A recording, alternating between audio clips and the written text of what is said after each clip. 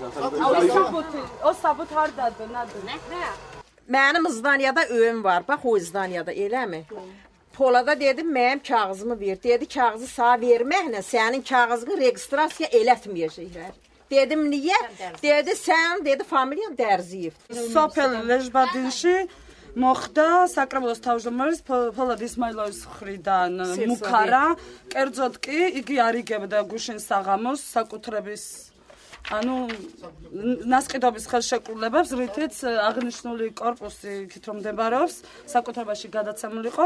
აღნიშნული ქალბატონი მივიდა და უთხრა, რომ მე რატო არ მაძლევ თუ ამ საბოცო, მან კი განუცხადა, რომ შენ ქართული ოცნების მხარდამჭერი ხარ, აქტიურიო, ასევე მაჟორიტარ დეპუტატი მახիր დარზიევი მისი მაზლია და ამიტომ მათი გვარში ვერავინ ვერ მიიღებდა ამ დასტურებელ საბუთს, ვინაიდან ისინი ქართული ოცნების აქტიური მხარდამჭერები არიან.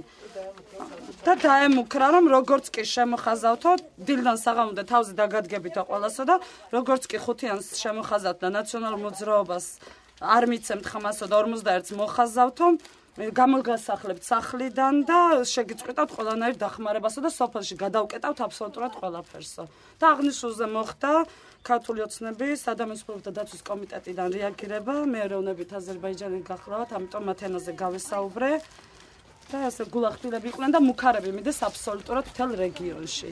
რომ თუ ხუთიანს არ მოხაზავენ, გადაუკეტავენ გაზიდან დაწყებული აბსოლუტურად ყველაფერს.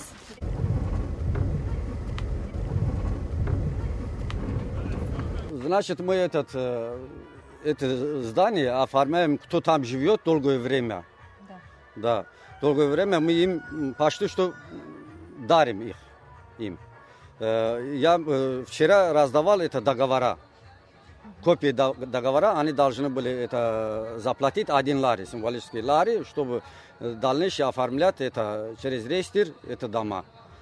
Как раз этот Дарзиева, как ее имя даже не знаю. Лейла Дарзиева. Лейла Дарзиева, это Тахира жена, да? Махира брата жена. Как раз она тоже они получили сын, там квартиру. Я ей тоже дал, как всем, ей тоже.